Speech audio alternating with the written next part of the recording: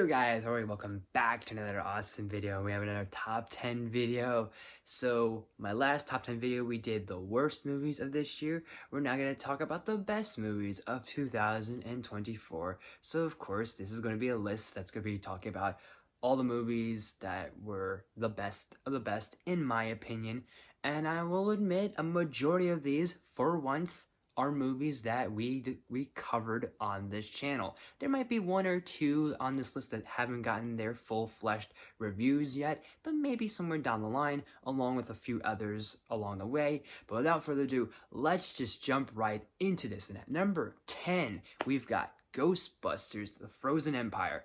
Not a lot of people are loving this movie, and I know it might not be perfect, but I had a good time with it. I had a fun time with it, and I think it definitely helps when you mix in the old with the new, with the old original cast, while sprinkling in the new cast of the new generation. At number 9 is Argylle, another movie that I had a great time with, and I mean, come on, look at this cast right here. Such a fantastic cast. It's over the top as hell, but it relishes in its over the topness. At number 8 is Godzilla x Kong. It is a kaiju chaotic ball of a brawl. It also embraces all of its over the top, monstrous, cheesy scenes. Number 7 is If. A very nice, sweet, heartwarming movie about imaginary friends. It also allows your imagination and your imaginary friends to run wild. And number 6 is Inside Out 2. It's so good to see Pixar back. And honestly, this is such a perfect sequel, almost as good as the original, if not a little bit better. But I love that this is another movie. It goes with the idea of there is not really a true villain in this movie, but you could say that, interpreting that you yourself are your worst enemy, especially when it comes to your emotions, when you have your happiness, your sadness, your anger, your anxiety, your fear. All of those play a big part in who you are. And this movie captivated and expressed that so well. Alright, we're nearing down my final 5 on my list. And number 5 is Beetlejuice. Beetlejuice 2. Finally, after so many years of this movie being in production hell, it had one variation of a sequel script. Now we finally have this after so many years, and I'm just happy with the results that we got, end product that we got, and Keaton just still kills it. Number 4 is Late Night with the Devil. I love this spin and take on how ratings are perceived and talk show hosts. And I'm really happy for David Dastmalchian. He finally gets a starring role, and one that he just so deserves. And I hope he just gets more down the line and more starring roles in the future for him. And number 3 is Kinds of Kindness. I feel like this movie doesn't make sense, but at the same time makes sense in such a weird loop, in such a weird way, and such a curveball of a movie with how weird it is, and it gets weirder and weirder each moment, each story it tells, and I think it definitely embraces that. And there are a lot of times I was skeptical, but I then said, you know what, I'm gonna go along with it and see how much weirder this gets, and I embraced its weirdness. There is one aspect I did not like and I did not agree to. Nonetheless, I think outside of that, this is so weird, and this is very much different from every other movie you've seen before. But it kind of follows similar things that you might pick up on, and just to kind of acknowledge more originality in this world and in this day and age.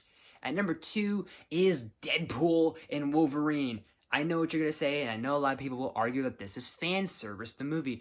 And yes, this is fan service, but at the same time, this is fan service that has heart, this has humor, it talks about legacy. It's a big culmination and celebration of the Fox universe, 21st Century Fox and all those Marvel movies, and this is just such a blast. Alright, before we unveil my number 1 pick, here are a few honorable mentions. Love Lies Bleeding.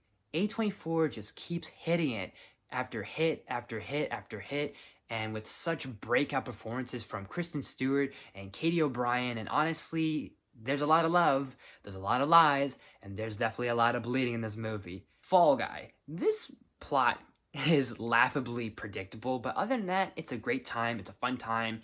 It is a celebration of action flicks and stunt movies and stunt doubles and all. And one thing I'll 100% say that this is definitely a great time when you're chopping some onions. For any of you that know, you guys know. You guys get it. Sonic 3. I still haven't seen this movie yet, but I'm really still hoping that this is such a good time. I have hopes for it, for sure. Jim Henson, the idea, man.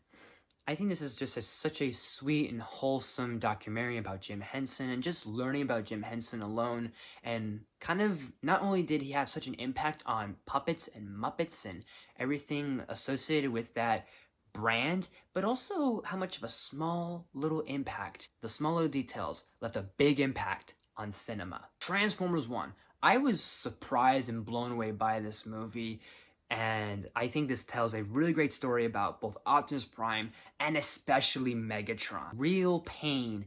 I wanted to see this movie when I heard that Jesse Eisenberg and one of the Culkin brothers was involved, because I feel like Macaulay Culkin and Keenan Culkin are just killing it these past couple of years, and honestly, I'm hoping the best for them. And now, my number one pick of my top 10 best movies of 2024 is, drumroll please, Saturday Night. Honestly, I was so close to saying Deadpool and Wolverine, because I will admit I love Deadpool and Wolverine a little bit more, but however, I wanted to give Saturday Night just a bit of a tiny bit more of a nudge for a little bit of something somewhat fresh or a little bit original in a sense, in a small scale. I just wanted to give it so much more credit, especially when you have the idea of time is the enemy. Everyone is so rushed and so much pressure is on the line for this project to happen, and such a great cast, and not only that, but such a great ensemble piece of a movie. And those are my favorite movies of this year. Let me know in the comment section down below, what are your favorites? And as always, guys, thank you so much for watching. If you liked this video, please smash the like button. If you're new to my channel, please subscribe to us videos every day, if not every week. Make sure you ring that bell, do new videos every day, every week. Share the video with family and friends, all that good stuff. For more, leave suggestions down in the comments. You name it. I'll look into as best as possible. I hope you all have a happy new year, and I'm glad for all of you, and I appreciate all of you that have stuck around with me during this year of 2024, and any of you that have found me prior to 2024, whether it be last year or the year before, or even the beginning, my older channel back in 2019. Whenever you have come across my channel, whether you have left, you've returned, you've stuck around all these years, I appreciate all of you all, and I can't wait to see every one of you all in the new year. So thank you guys so much for watching, and I will see you next time.